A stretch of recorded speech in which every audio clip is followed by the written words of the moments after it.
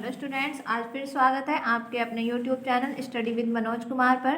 तो स्टूडेंट्स, आज हम आपके लिए लेकर आए हैं बीएससी फर्स्ट सेमेस्टर फिजिक्स के पार्ट 2 के, जो हमारी बुक है न्यूटोनियन मैकेनिक्स। तो स्टूडेंट्स ये वीडियो ऑल यूनिवर्सिटी के लिए बहुत ही ज़्यादा इम्पोर्टेंट है। चाहे आप कोई सी भी यूनिवर्सिटी से पढ़ रहे हैं, MJPRU या CCSU वगैरह वगैरह, कोई भी यूनिवर्सिटी हो, तो उसके लिए ये वीडियो बहुत ही ज़्यादा इम्पोर्टेंट है स्टूडेंट्स। तो स्टूडेंट्स देखते हैं आज इम्पोर्टेंट फर्स्ट क्वेश्चन। ये आपकी यूनिट फर्स्ट है। सेकंड वीडियो में मैं आपको सेकंड यूनिट के कुछ क्वेश्चन बताऊंगी। तो आज का फर्स्ट क्वेश्चन है फ्रेम ऑफ रेफरेंस। इसका सॉल्यूशन है a frame with respect to which position and motion of an object is defined. इसके दो पार्ट होते हैं, इनर्शियल रेफरेंस फ्रेम और नॉन इनर्शियल रेफरेंस फ्रेम। तो फर्स्ट लेंगे हम inertial reference frame. A reference in which Newton's first law and second law is valid, it is known as inertial frame. The frame attached to stars. ऐसे ही हमारा non inertial reference frame है। A reference frame in which Newton's first law is not valid is known as non-inertial reference frame. In such a frame, there is accelerated so that object at rest appear to be accelerate. और इसका example है students the frame attached to earth. अगला टॉपिक है students हमारा Newton's law of motion. इसका solution है students Newton's law following 3 law of motion. तो यहाँ पर न्यूटन्स का फर्स्ट लॉ है, according to this law the state of an object can not be change without the external force, this maintains fixed state until the external force is applied. This law defines force as that effect which change the state of system. तो ये है हमारा Newton's first law. Students यहाँ पर straight नहीं है, states है। यहाँ पर भी स्टेट्स है यहाँ पर। तो स्टूडेंट्स अब पढ़ते हैं हम न्यूटन सेकंड लॉ। तो न्यूटन सेकंड लॉ है हमारा, according to this law the rate of change of linear momentum is directly proportional to the applied force. Thus F जो है स्टूडेंट्स हमारा यहाँ पर डायरेक्टली प्रोपोर्शनल है dp/dt के। तो एफ इक्वल, ये वाला साइन हटाएंगे हम, एक कांस्टेंट आएगा k और यहाँ पर हो जाएगा dp/dt। इफ़ k इक्वल 1, अगर हम k इक्वल 1 रखेंगे दैन तब f इक्वल हो जाएगा dp/dt। बट लेकिन हम जानते हैं p इक्वल होता है स्टूडेंट्स हमारा mv। तो यहाँ पर f इक्वल हो जाएगा d/dt और mv। तो यहाँ पर हम इसका डिफरेंशियल करेंगे, f इक्वल हो जाएगा m dv/dt और dv/dt होता है स्टूडेंट्स हमारा एक्सीलरेशन। तो f इक्वल हो जाएगा ma। यही हमारा सेकंड लॉ है, f equal mass of acceleration. This law gives the magnitude of force. अब पढ़ते हैं हम Newton's third law. According to this law every action has equal and opposite reaction. This law gives the nature of force as that effect which generates equal and opposite effects. Next topic है students हमारा center of mass.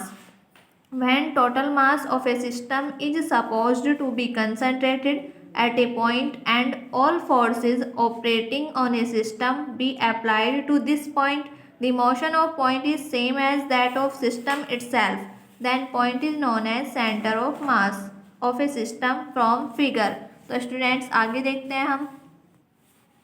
यहाँ पर students हम एक system ले लेंगे जिसमें हमारे n पार्टिकल हैं और r1 का जो मास है वो m1 है, r2 का m2, r3 का m3 और r4 का m4 और rn वाले का है हमारा mn। तो यहाँ पर टोटल मास हमारा कैपिटल M है।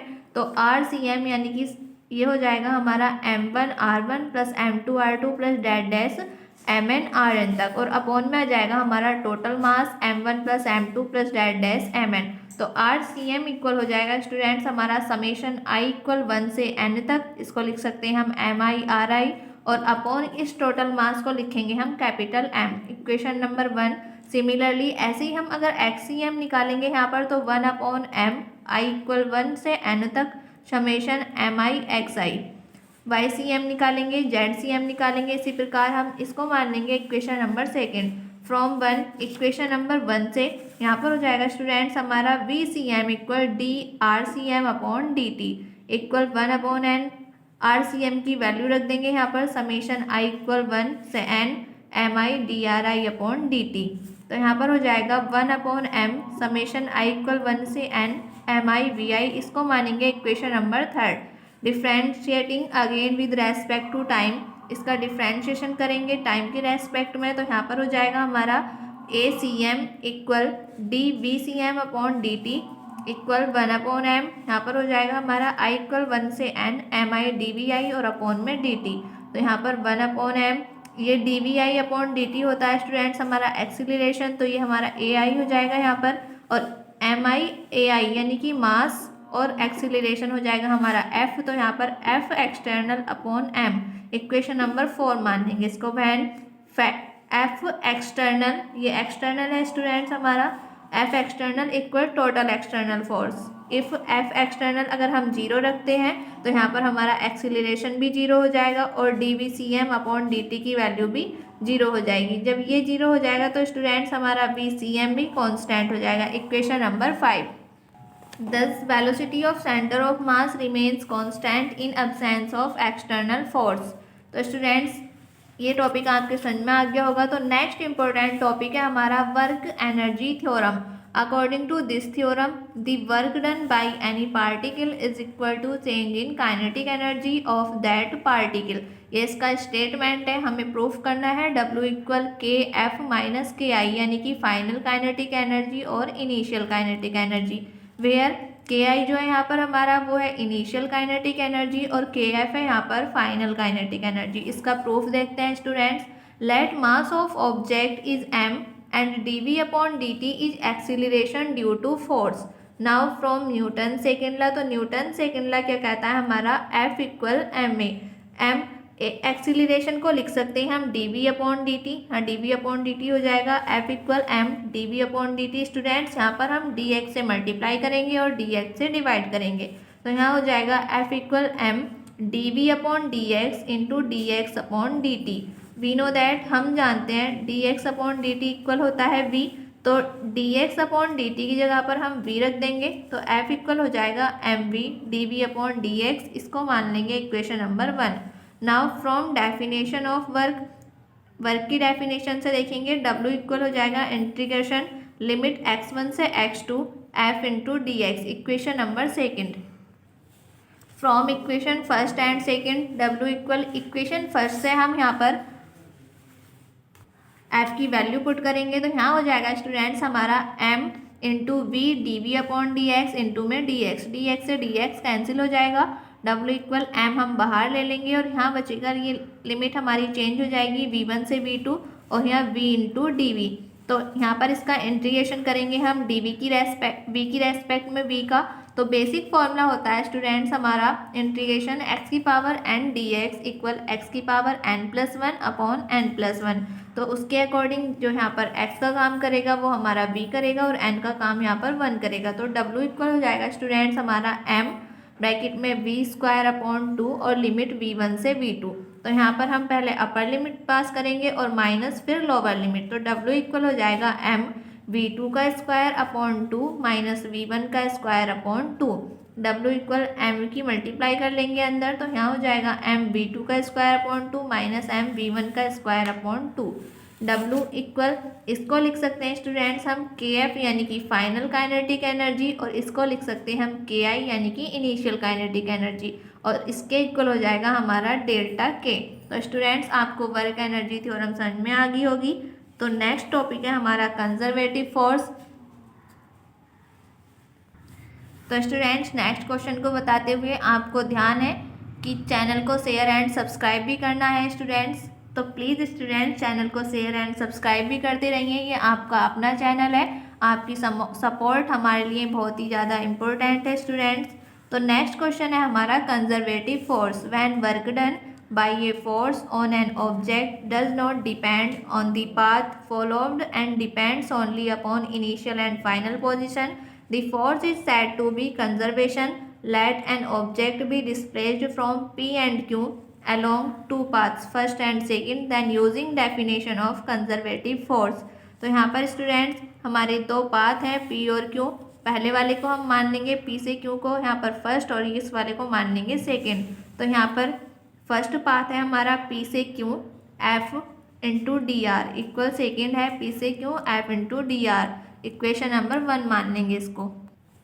If object be moved from P to Q and then return to P as shown in figure then work done. यहाँ पर हो जाएगा स्टूडेंट्स हमारा W इक्वल फर्स्ट वाला है पी से Q F dot D R. यहाँ पर स्टूडेंट्स पहले हमारा P से Q गया और फिर Q से P आया, तो यहाँ पर प्लस सेकेंड वाला आया है हमारा Q से P, तो लिमिट Q से P हो जाएगी F into D R. Equation number second from first and second, जो हमारी फर्स्ट इक्वेशन है W इक्वल ये हमारा फर्स्ट पाथ है और लिमिट P से Q F dot D R minus second path P से Q F dot D R equal 0। तो स्टूडेंट्स इसको हम कैंसिल कर देंगे और 0 हो जाएगा, तो वर्क आ गया हमारा यहाँ पर 0। दस work done by A conservation force along cyclic path is 0, यानी कि साइक्लिक पाथ में जो हमारा वर्क डन होता है वो 0 होता है। तो स्टूडेंट्स नेक्स्ट टॉपिक है हमारा conservation of mechanical energy. Please students एक बार मैं फिर कहूँगी, चैनल को शेयर एंड सब्सक्राइब करते रहिए, यह आपका अपना चैनल है स्टूडेंट्स। तो देखेंगे हम next question. If only the conservative forces are doing work on a body then it's mechanical energy remains constant. इसका प्रूफ देखेंगे हम। Let a conservative force F X acting on a body such that it soles displacement delta X from work energy theorem. Work energy theorem होती है students हमारी change in kinetic energy equal work done. तो delta K change in kinetic energy को लिख देंगे हम delta K equal work done को force into displacement, यानी कि फोर्स इसमें एफ एक्स और डिस्प्लेसमेंट डेल्टा एक्स। इसको मान लेंगे equation number 1। If forces are conservative, जब फोर्स हमारे कंजर्वेटिव होते हैं तो डेल्टा यू इक्वल होगा माइनस का F X into delta X. Equation number second from first and second, first and second से डेल्टा के इक्वल हो जाएगा माइनस का डेल्टा वी, और ये माइनस का डेल्टा वी इधर आके प्लस का डेल्टा वी हो जाएगा। सॉरी स्टूडेंट्स ये डेल्टा यू है यहाँ पर, तो डेल्टा के प्लस डेल्टा यू इक्वल हो जाएगा 0। डेल्टा यहाँ से कॉमन है तो अंदर बचेगा के प्लस यू इक्वल 0 और के प्लस यू इक्वल हो जाएगा कॉन्स्टेंट, और के आई प्लस यू आई इक्वल हो जाएगा हमारा के एफ प्लस यू एफ। तो स्टूडेंट्स ये टॉपिक आपके समझ में आ गया होगा। नेक्स्ट टॉपिक है हमारा linear momentum.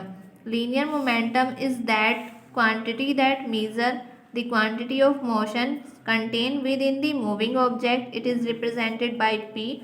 It is a vector quantity which directed around the motion of object. It is equal to the product of mass and velocity of the object when P equal हो जाएगा हमारा m into we. इसकी unit होती है kilogram metre पर second. इसको मान लेंगे हम इक्वेशन नंबर 1। तो यहाँ से differential with respect to T, इसका डिफरेंशियल करेंगे टी की रेस्पेक्ट में। यहाँ हो जाएगा हमारा D P upon D T equal D upon D T और एम वी। तो यहाँ पर प्रोडक्ट रूल लगाएंगे हम, M D V upon D T plus V D M upon D T. तो यहाँ से M D V upon D T D P upon D T equal हो जाएगा M D V upon D T, और ये होता है students हमारा एक्सीलरेशन, और m इंटू ए हो जाएगा यहाँ पर फोर्स। तो D P upon D T equal हो जाएगा f। इसको मानेंगे इक्वेशन नंबर सेकेंड। सेकेंड के बाद ये है students there f is total external force. If f equal 0 than D P upon D T equal 0। तो p इक्वल हो जाएगा यहाँ पर कॉन्स्टेंट। इसको मान लेंगे इक्वेशन नंबर 3। तो स्टूडेंट्स ये टॉपिक आपके समझ में आ गया होगा। नेक्स्ट इंपॉर्टेंट टॉपिक है हमारा एंगुलर मोमेंटम, और स्टूडेंट्स ये आपको नोट करते रहना है। तो नेक्स्ट टॉपिक है स्टूडेंट्स हमारा angular momentum. The angular momentum of an object is the rotational along of its linear momentum about the momentum. It is represented by J. It is a vector quantity and it is represented as follows. Formula होता है students इसका J equal R into P. ये topic students आपके समझ में आ गया होगा और आप नोट भी करते रहना है स्टूडेंट्स इसको। तो नेक्स्ट टॉपिक है हमारा relation between torque and angular momentum. तो एंगुलर मोमेंटम अभी पढ़ा है हमने, जे इक्वल आर इंटू पी था। इसको डिफ्रेंशिएट करेंगे टी के रेस्पेक्ट में, तो यहाँ पर हो जाएगा D J upon D T equal D upon D T R vector cross P vector. तो यहाँ पर प्रोडक्ट रूल लगाएंगे, apply product rule of differentiation on right side. तो D J upon D T equal हो जाएगा R into D P upon D T plus P into D R upon D T. तो इसको लिख लेंगे students हम पहले और इसको पी को बाद में लिखेंगे। तो यहाँ हो जाएगा R D P upon D T plus D R upon D T into P. D P upon D T होता है स्टूडेंट्स हमारा एफ, तो यहाँ पर हो जाएगा R into F plus V into P की जगह पर रखेंगे हम एम वी। यहाँ पर p की जगह पर स्टूडेंट्स हमने mv रखा था और स्टूडेंट्स v से हम v की क्रॉस मल्टीप्लाई करते हैं तो यहाँ पर 0 आता है। तो यहाँ पर r vector cross f vector यहाँ पर हो जाएगा 0 प्लस 0 और dj upon dt r vector cross f vector होता है हमारा टो, तो टो इक्वल हो जाएगा dj अपॉन dt। तो स्टूडेंट्स ये आपके समझ में आ गया होगा। नेक्स्ट टॉपिक है हमारा कोलिजन। कोलिजन है when two bodies strikes with each other they exert large forces on each other and this phenomenon is known as collision। यहाँ पर दो बॉडीज़ हैं हमारी ए और बी। ये जो बॉडीज़ हैं हमारी बिफोर कोलिजन यानी कि कोलिजन से पहले हैं, इनकी इनिशियल वेलोसिटी होगी u1 पहले वाले की और दूसरे वाले की होगी u2। यहाँ पर इनका कोलिजन हुआ है और कोलिजन के बाद यहाँ पर इसकी वेलोसिटी हो जाएगी यानी कि फाइनल वेलोसिटी v1 और ये दूसरे वाले की फाइनल वेलोसिटी v2। तो यहाँ पर इलास्टिक कोलिजन आएगा। कोलिजन के दो टाइप होते हैं, इलास्टिक कोलिजन और नॉन इलास्टिक कोलिजन, सॉरी या इन इलास्टिक कोलिजन कह देंगे। तो इलास्टिक कोलिजन है the collision in which there is no loss of kinetic energy is called elastic collision.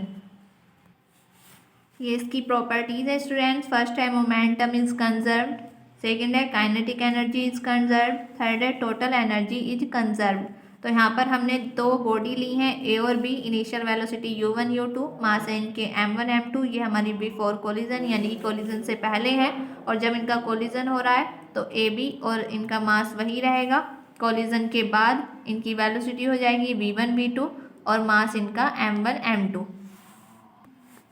Linear momentum is conserved. Linear momentum conserved का मतलब student जो हमारा final linear momentum है वो इक्वल होगा इनिशियल लीनियर मोमेंटम के। तो यहाँ पर ये हमारा इनिशियल लीनियर मोमेंटम होगा m1 u1 plus m2 u2 equal final linear momentum m1 v1 plus m2 v2। इसको मान लेंगे equation number 1 since kinetic energy is conserved. अब हम काइनेटिक एनर्जी कंजर्व देखेंगे यानी कि इनिशियल काइनेटिक एनर्जी जो होगी वो फाइनल काइनेटिक एनर्जी के इक्वल होगी। तो यहाँ पर हाफ m1 u1 का square plus half m2 u2 का square equal half m1 v1 का square plus half m2 v2 का स्क्वायर। इधर से भी हम 1/2 कॉमन लेंगे और इधर से भी दोनों कट जाएंगे।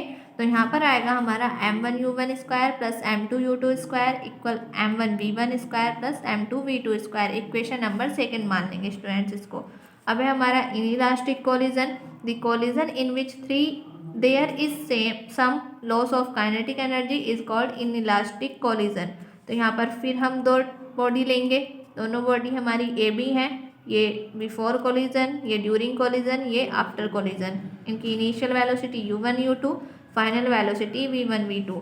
तो यहाँ पर भी मोमेंटम हमारा कंजर्व होगा यानी कि m1 u1 plus m2 u2 equal होगा m1 v1 plus m2 v2 के। और काइनेटिक एनर्जी भी कंजर्व होगी तो 1/2 m1 u1 का स्क्वायर प्लस 1/2 m2 u2 का square equal 1/2 m1 v1 square plus 1/2 m2 v2 square.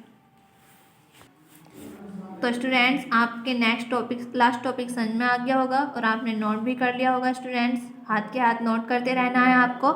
और स्टूडेंट्स फिर मैं यही कहूँगी कि चैनल ये आपका अपना है तो इसको शेयर एंड सब्सक्राइब करते रहिए और अपने फ्रेंड्स को भी शेयर करते रहिए। इसको बहुत ही इम्पोर्टेंट वीडियो है, बहुत ही इम्पोर्टेंट क्वेश्चन है जो आपके आने वाले एग्जाम में बहुत ही इम्पोर्टेंट है। तो नेक्स्ट टॉपिक है हमारा परफेक्टली इलास्टिक कोलिजन इन 1 dimension. Let us consider 2 elastic bodies. यही कंडीशन है स्टूडेंट्स, हमारी दो बॉडीज ले लेंगे हम ए और बी और रेस्पेक्टिव मासेस, दोनों का मास है m1 m2 moving along the same straight line. दोनों एक ही स्ट्रेट लाइन में चल रहे हैं विद वेलोसिटीज़ यानी कि उनकी जो वेलोसिटी है u1 एंड u2 है respectively. Linear momentum is conserve. तो आप जानते हैं जब लीनियर मोमेंटम कंजर्व होता है हमारा तो m1 u1 plus m2 u2 equal होता है m1 v1 plus m2 v2 के। इक्वेशन नंबर 1 मान लेंगे। ये m1 v1 इधर प्लस में इधर जाके माइनस में, तो इसको लिखेंगे हम m1 u1 minus m1 v1 equal m2 v2 minus m2 u2। यहाँ से m1 कॉमन है तो अंदर बचेगा u1 माइनस v1, यहाँ से m2 कॉमन है तो अंदर बचेगा v2 minus u2। Equation number 2। यहाँ पे काइनेटिक एनर्जी भी कंजर्व होगी। जब काइनेटिक एनर्जी कंजर्व होगी तो आप जानते हैं 1/, यानी कि half m1 u1 square plus half m2 u2 square equal होगा half m1 v1 square plus half m2 v2 square के, यानी कि इनिशियल काइनेटिक एनर्जी जो होगी वो फाइनल काइनेटिक एनर्जी के इक्वल होगी। तो यहाँ पर 1/2 कॉमन लेंगे दोनों तरफ से और ये कैंसिल हो जाएंगे, तो यहाँ पर ये आएगा हमारा। और यहाँ से हम m1v1 इधर प्लस में इधर आके माइनस में m1u1 का स्क्वायर माइनस m1v1 का स्क्वायर इक्वल m2v2 का स्क्वायर माइनस m2u2 का स्क्वायर। यहाँ से m1 कॉमन है, यहाँ से m2 कॉमन है, हमने कॉमन ले लिया है और ये आया है हमारा।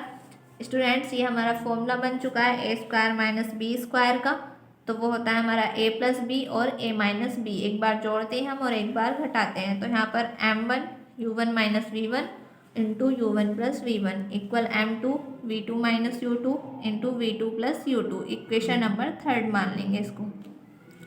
अब स्टूडेंट्स हम डिवाइड करेंगे इक्वेशन 3 को सेकंड से, तो यहाँ पर डिवाइड करेंगे m1u1 minus v1 u1 plus v1 upon m1u1 minus v1, यहाँ पर भी हम डिवाइड करेंगे। तो यहाँ से m2v2 माइनस u2 ये कैंसिल हो जाएंगे, यहाँ से ये कैंसिल हो जाएगा हमारा, और यहाँ बचेगा u1 plus v1 equal u2 plus v2। यहाँ से ये u2 जो है हमारा इधर प्लस में इधर आके मल्टीप्लाई में, तो u1 माइनस u2 इक्वल हो जाएगा v2 माइनस v1 के। तो इसको कहेंगे स्टूडेंट्स हम relative velocity of A before collision equal होगी relative velocity of B after collision की। तो यहाँ पर ये चल रहा था हमारा u1 minus u2 equal v2 minus v1, यहाँ से v2 की वैल्यू निकालेंगे तो यहाँ आ जाएगा हमारा v1 plus u1 minus u2, v2 की वैल्यू आ चुकी है यहाँ पर, ये हो जाएगा हमारा v1 plus u1 minus u2। अब ये जो हमारी v2 की वैल्यू है इसको इक्वेशन फर्स्ट में पुट करेंगे, put value of v2 in equation number first. जब हम पुट करेंगे तो इक्वेशन फर्स्ट ये थी हमारी m1u1 plus m2u2 equal m1v1 plus m2v2, v2 की जगह पर हम रख देंगे ये m1u1 plus m2u2 equal m1v1 plus m2v2 की वैल्यू है हमारी v1 plus u1 minus u2, m2 के अंदर मल्टीप्लाई करेंगे, मल्टीप्लाई करने पे ये आएगा हमारा, उसको सिंप्लीफाई करने पर यह आ जाएगा m1u1 minus m2u1 plus m2v2 plus m2u2 sorry m2u2 plus m2u2 equal v1 m1 plus m2। यहाँ से u1 कॉमन है तो अंदर बचेगा m1 माइनस m2, ये हो जाएंगे हमारे m2u2 2m2u2 equal v1 m1 plus m2। यहाँ से v1 की वैल्यू आएगी हमारी m1 minus m2u1 plus 2m2u2 upon m1 plus m2। ये v1 की वैल्यू आ गई, m1 m2 को हम दोनों के नीचे अलग ले लेंगे, यहाँ भी अलग और यहाँ भी अलग, तो v1 इक्वल हो जाएगा m1 minus m2 upon m1 plus m2 into में u1 plus 2m2 upon m1 plus m2 into में u2। Now put v1 in equation of v2, यानी कि जो v1 की वैल्यू है हम v2 वाली इक्वेशन में पुट करेंगे, जैसे हमने v2 की वैल्यू निकाली थी, तो v2 इक्वल हमने v1 की वैल्यू पुट कर दी है और यहाँ पर u1 माइनस u2 चल रहा है हमारा। तो हम u1 को एक साथ ले लेंगे, u2 वाले एक साथ और u1 वाले एक साथ, यहाँ हो जाएगा m1 minus m2 upon m1 plus m2 u1 plus u1 यहाँ पर plus 2m2 upon m1 plus m2 into u2 minus u2। यहाँ से u1 कॉमन है और यहाँ से u2 कॉमन है, ले लिया है हमने कॉमन। यहाँ बचेगा m1 minus m2 upon m1 plus m2 plus 1, यहाँ बचेगा 2m2 upon m1 plus m2 minus 1। इसकी क्रॉस मल्टीप्लाई कर लेंगे यहाँ पर 1 मान के, तो यहाँ हो जाएगा हमारा सिंप्लीफाई करने पर आएगा यहाँ पर u1 2m1 upon m1 plus m2 plus u2 m2 minus m1 upon m1 plus m2। तो स्टूडेंट्स इस टर्म को हम पहले लिखेंगे और इसको बाद में, तो v2 equal u2 m2 minus m1 upon m1 plus m2 plus 2m1 upon m1 plus m2 और इंटू में u1। स्पेशल केस है हमारे इफ़ अगर हम m1 equal m2 equal m लें तो यहाँ से v1 इक्वल आ जाएगा u2, v2 इक्वल आ जाएगा स्टूडेंट्स हमारा u1। सेकेंड है अगर m हमारा ग्रेटर देन है m2 से, तो यहाँ पर m2 इक्वल 0 ले लेंगे और u2 इक्वल 0, तो v1 इक्वल u1 और v2 इक्वल 2u1। थर्ड है m1 अगर हम ग्रेटर देन करेंगे m2 से, तो यहाँ पर u1 इक्वल 0 लेना है और m2 इक्वल 0, तो v1 इक्वल 0 हो जाएगा और v2 इक्वल माइनस का u2। तो स्टूडेंट्स आज के लिए बस इतना ही, कल हम आपके लिए लेकर आएंगे यूनिट सेकंड के कुछ इम्पोर्टेंट क्वेश्चन। तो स्टूडेंट्स आपको हमारी वीडियो अगर अच्छी लगी है तो चैनल को शेयर एंड सब्सक्राइब करते रहिए। यह आपका अपना चैनल है स्टूडेंट्स, आपकी सपोर्ट हमारे लिए बहुत ही ज़्यादा इम्पोर्टेंट है। तो स्टूडेंट्स मिलते हैं नेक्स्ट वीडियो में यूनिट सेकंड के साथ। Thank you students.